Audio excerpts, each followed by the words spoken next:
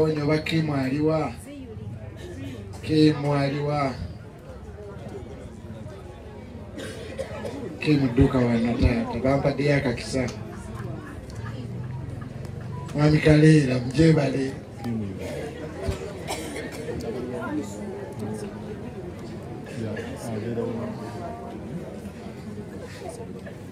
Nasanyuwa kuseka. Inaba comedian benengereri. Simanyi bamaze kuziika bamukyanga ntuuka balya. Mwami Kalera. Bannange taata nga toyanziza enjiri. Amanya gange nze Wilson Bugembe. Mukama yeebazibwe. Abo bonna naffe tuvudde ku worship house. Reverend Talimbye. Enjiri yonna gye mmanyi ne Bible yonna gye mmanyi nagiyigira mu Church of Uganda. N'empisa ennungi. Jjajjange yansomesa. Bannange okufiirwa maama eri baganda bange mwenna kitalo nnyo kitalo ddala bato bange. Bannange nange nafiirwa maama nenfiirwa taata. Basenga bange baali mukaaga. Bonna ne bafa ne basigalawo omu. Ate bbe waffe yawona senga kampeeyo ku bujulirwa. Basenga bange bonna bafa. Naye waliwo omu eyawona senga Namagembe. Yakeera ku makya n'agamba mbu Yesu amuwonyeza siriimu. In the early 90s, singa okeera ku makya n'ogamba mbu Yesu akuwonyeza siriimu, ekyalo kyonna kyakkanya omulundi gumu nti yagudde eddalu. Siriimu amutudde ku ki? Bwongo. N'alyoka akwata essabu ne byonna bye yasikira awo n'abyokya. Ne bagamba Siriimu kati ddala amutuukidde ddala ku mutwe. N'atandika okubanga bw'annyuka ku lubimbi lwe atambula ebyalo ng'agamba abantu mulokoke nze Yesu yamponya. Ng'atandika okugamba ne bagamba ono kati azunga buzunzi. Baganda be bonna bataano omuli ne taata wange Sebo Reverend. Taata wange yali omulenzi yekka, Mwami Kirabira Drake yekka yali omulenzi naye yafa.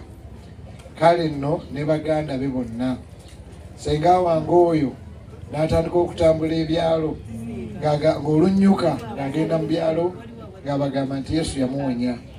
N'akwata essabu lye yasikira n'alyokya. Buli omu n'amulinda okugwa eddalu n'atagwa ddalu. Banayi tebampise kubuulira njagadde bbawa bujulizi nti emyaka wayiseewo 2 n'omusobyo senga wange akyali mulamu. Buli atakubye nga lumanya alina essabo ewaawe. Banayi Yesu ddala awonya, tumukubire engalo Yesu. Naye okufiirwa maama bannange si kyangu. Saagala kwogera nnyo, njagadde okubakubagiza. Tuli bangi nnyo okuva ku worship house. Kansabe worship house family Mukeko n'abali eri olwedde abali okumpi kanisa omuganda wammwe gy'asabira era twaze bangi ddala. Amabugo ndowooza tebagoogera. Kibeera kiri muki mutu tunaagakwasa Kimu. Bannange kansembyeyo kano bwe bakubikira maama waliwo effumu erikuyita mu mutima. Bwe erikuyamba ne kusigala nga gukuba Mukama yeebazibwe. Maama bw'atuuka nga bamutuusiza ewaka era waliwo effumu eddala eriyita muki mutima. Mukama bw'akuyamba n'okusigala nga gukuba Mukama yeebazibwe. Nga tumuteeka mu ntaana eddakiika ezigenda okuddako awo ng'abakulu batubuulira waliwo effumu erigenda okuyita mu mutima Kimu. Mukama akuyambe yakuumye eggali 2 kubanga eryo effumu limpiseemu emirundi mingi. Naye Katonda bw'aleeka omutima ne gusigala nga gukuba tu. Mukama yeebazibwe. Nga bamuteekayo mu ntaana eryo effumu mugenda dduulira eddakiika ezitali zaawala. Naye waliwo effumu eddala nga ffenna tuzzeeyo ewaka. Eryo olaba ndi musajja mukulu. Jozi nagenda mu kyalo Reverend waffe Masaka nendaba omukyala alina emyaka 94. Nangamba naliwo nga abazadde bamwe bafa. Nangamba nti olaba ndi mukazi wa myaka 9 naye mmanyi okubeerawo ne misinga maama omukazi omukadde yangamba ekigambo ekyo eryo effumu nsaba Katonda ababeere buli woolituuka oba omaze kusoma oba omaze ki oba okola mbagala effumu ojaddiwulira naye Mukama ali kubeera n'okwongojja nalyo nga Pawulo bwe yagamba nti ekisa kya Mukama kinammala. Sebo mwawule nkwebaza okubuulira enjiri namu nomali bwe batuwa omuzindaalo guno tumanye okugiddamu nga tuwuliranga omubuulizi atakoze eki naye taata obuulidde naye batakubangala Mukama abalaba taata obuulidde enjiri. I am so humbled and impressed. Tata webale nnyo Kim ne family yo Katonda abagumye Katonda ababeere Katonda abakuume kansabe yesala nange taata onzikiriza kale fena abalokole tusaba tuwanise emikono katuwanike olaba atawanise mwenye alina sabe waka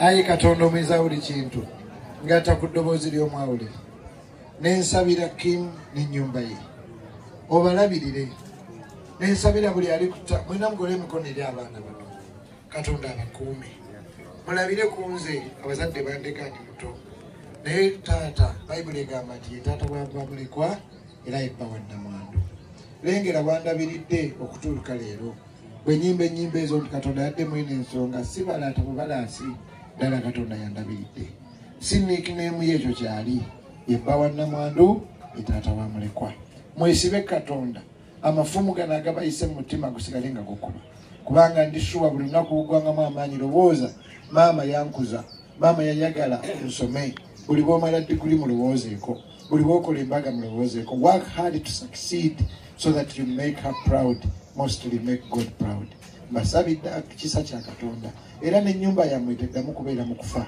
ebiro n'ebyeya nammwe mwenna abali wano omukisa gende nammwe kubanga mbeereddewo ennyumba eno ennyumba zammwe tezibeeramu kufa wabula embaga mu linnya lya Yesu Kristo Mukama waffe. Asegeyo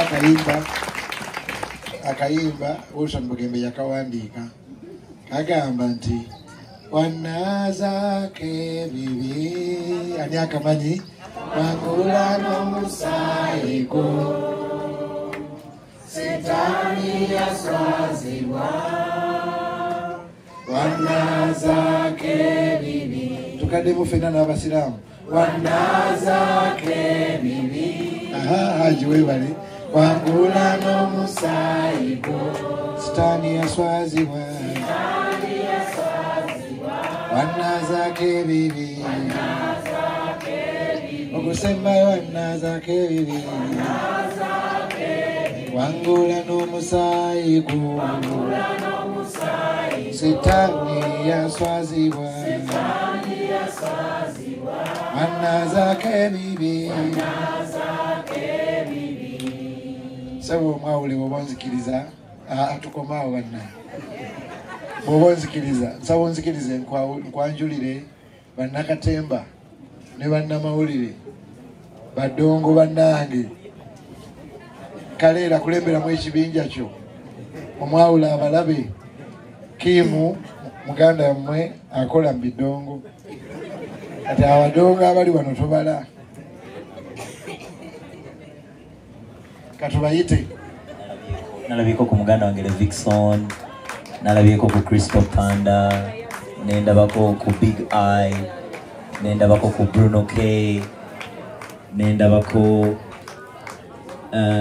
bambi mwebale nnyo. Some of them actually babaddewo ekiro B2C I've been told abamu babaddewo ekiro Lydia Jasmine was here John Black yabaddeko wano bambi abayimbi mwenna mwenna abasobola acting producer yabaddeko wano Kalera naye yabaddewo ekiro neera akomyewo ne Samia Shawera yeah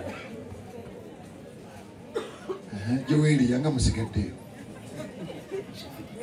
Shafik Kaima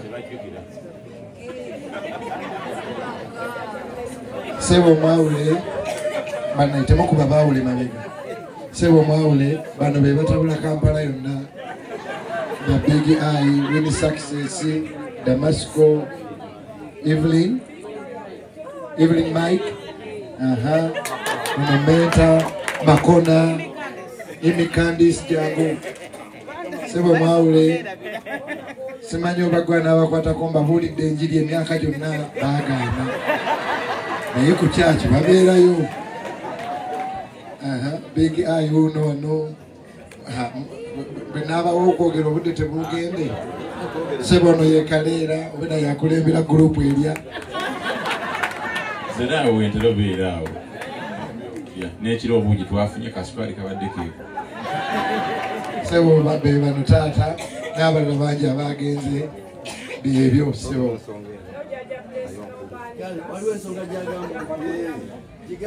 Big eye wesimbyewo esebo nesimbyewo Nonna kwa Alumani 2016 Railway Friday. kali webale panda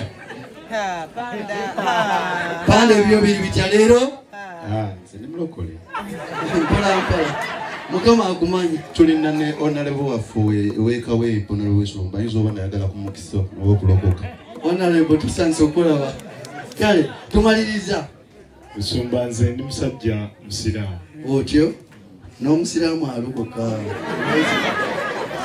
kale obulamu Katonda wayisa Katonda Yakobo abaana bo bano bayise bano baana bo Mukama nga baweereza mu ngeri ey'enjawulo balangirako ekisa kya Katonda okoze bitya omwami omuliisizza bino ebitaliika ng'era bw'okola naye nga bwenjogedde kati Mukama akulaba era yakulaba wabimuliisa wabikola naye Mukama akola ki sebo banya bw'okola ebibi oyinza okuza nti Katonda taliiyo naye gyali akulinze era ogenda ku accountability oba birungi oba biki ogende mu kuzikirira okw'emirembe n'emirembe